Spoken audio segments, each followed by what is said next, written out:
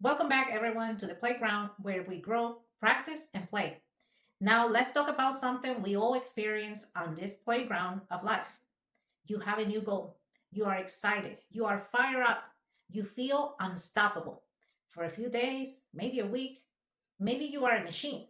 You are up early, doing the work. You are the person who always knew who you could be. And then it's gone. The feeling vanished. The excitement disappears. You are right back where you started, feeling like a failure and wondering what's wrong with you. The problem isn't you. The problem is the tool that you are using. You are trying to build a life on the feeling of motivation, but that feeling is the most unreliable resource that you have. Society sells us a highlight reel of a passionate people running on endless inspiration, but that's a fantasy. The people who actually achieve things aren't running on the fumes of good mood. They are running on an engine. Today, we're going to explore the difference between motivation and discipline. We'll look at the discipline, not the motivation, is the only reliable path to long term success. And I will give you a practical science backup blueprint to build that engine from the ground up.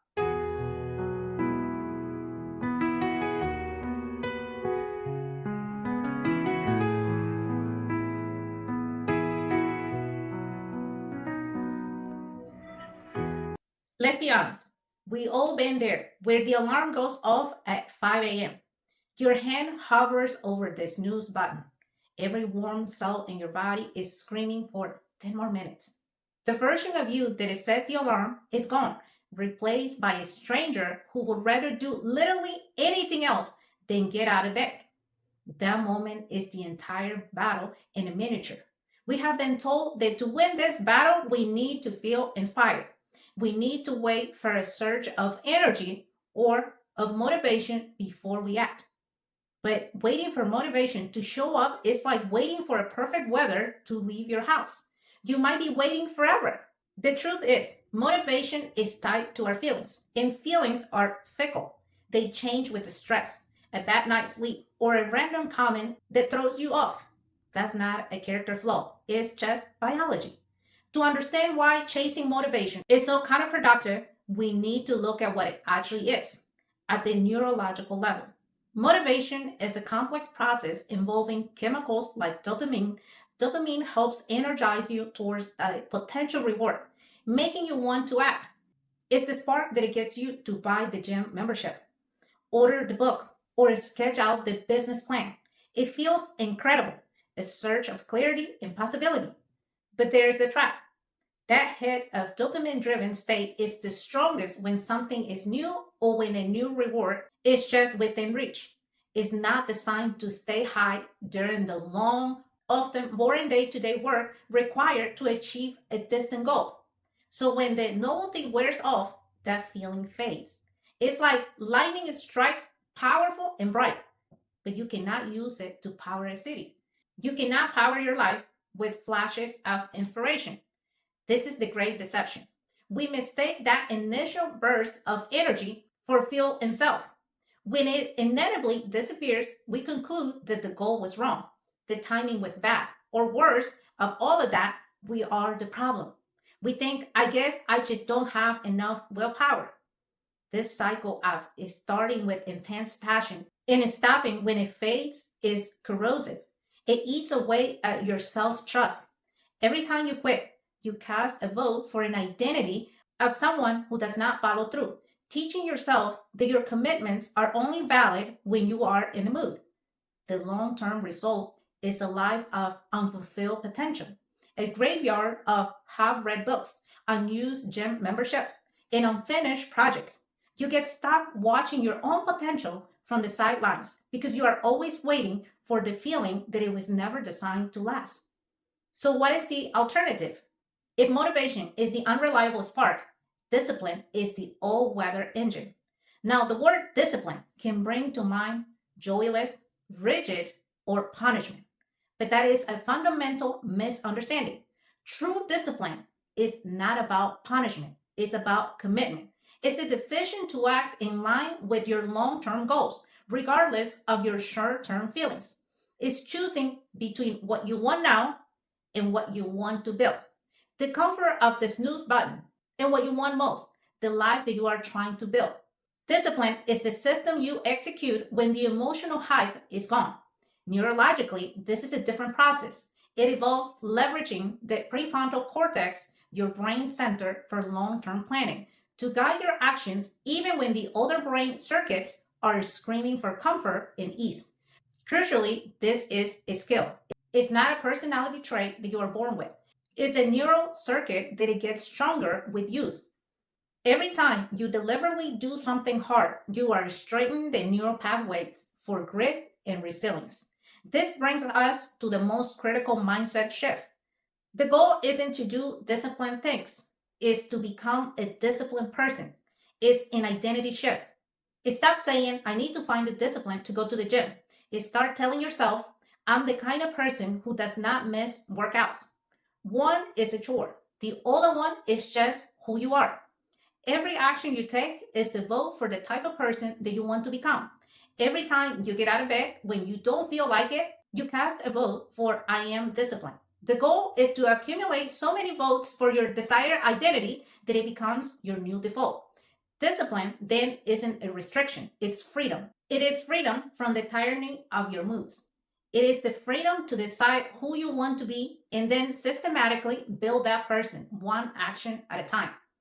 So, how you actually do this? Incredibly disciplined people aren't winning because they have more willpower. They're winning because they have built better systems that reduce the need for willpower.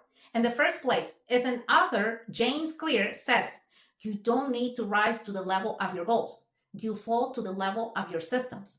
Let's build your system. Step one, lower the barrier with minimum viable effort. The biggest mistake we make is starting too big. We go from 0 to 100, burn out, and then quit.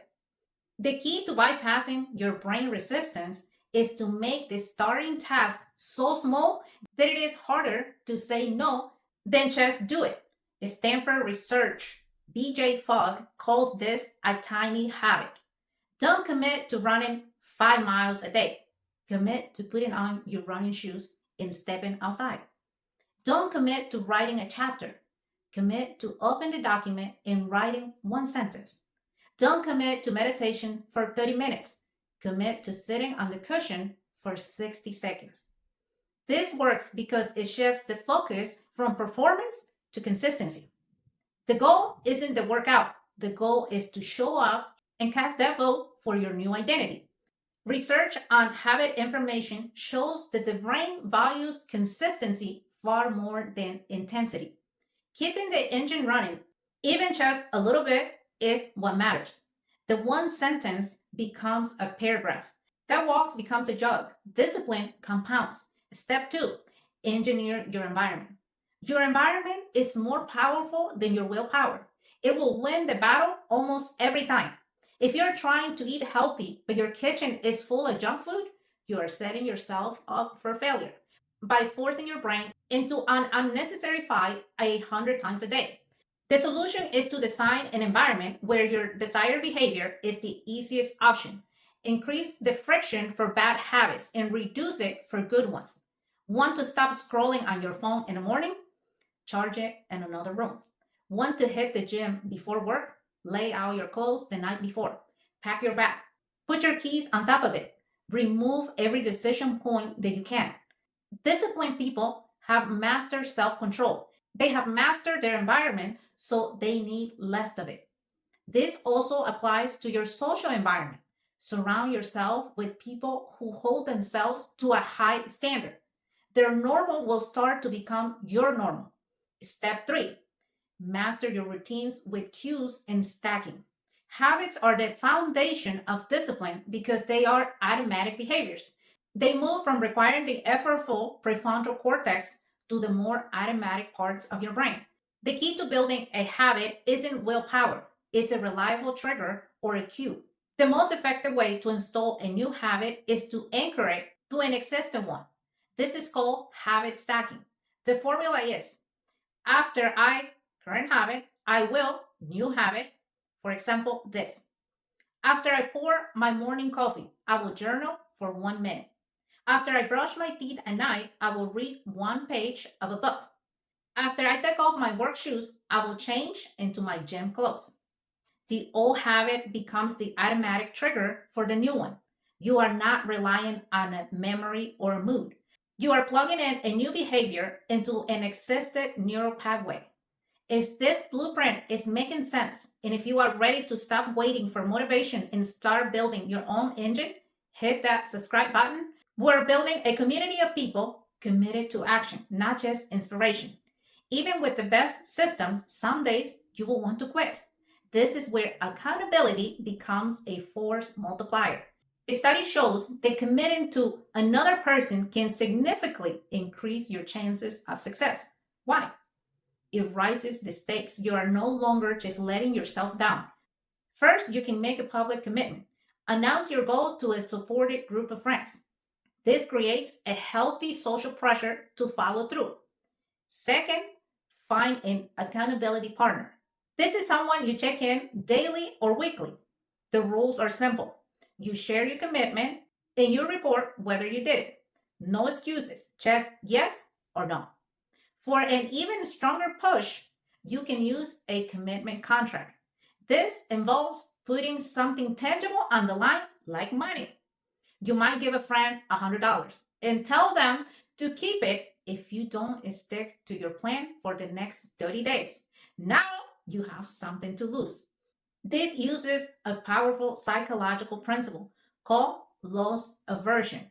The pain of losing something is often more powerful driver than the pleasure of gaining something. For too long, we have blamed ourselves for lacking motivation, a feeling that it was never meant to be a reliable source of fuel. We have been trying to fly a plane with the book of matches. The truth is, motivation might be the spark that helps you see the path, but discipline is the engine that actually moves you. The ultimate formula is this: use bursts of motivation to design your systems, then use discipline to run those systems day in and day out, especially when it's hard. Over time, those disciplined actions become automatic habits, and then the system is start to run on its own. And here's the best part: disciplined action creates its own motivation. Every time you follow through, you get a small win, a sense of accomplishment. This feeling of progress generates a genuine earned motivation, not the cheap, fleeting kind you started with. It creates a powerful feedback loop. Discipline generates results. Results generate real motivation. And that motivation makes it even easier to stay disciplined. Stop waiting to feel like it. Stop waiting for the perfect moment. The person you want to become is built in the small, seemingly insignificant choices you make every single day when no one is watching. Now that you have the blueprint, the only thing left is to act. Let me know in the comments what is the one tiny and minimum action you will commit to taking tomorrow or even today. Let's hold each other accountable. Thank you for joining me at this playground. Now go and do the work. And remember, it's not always about motivation. It's about taking small steps towards the discipline, and the discipline will generate more motivation. Let's keep going. Let's keep moving. I will see you on the next episode.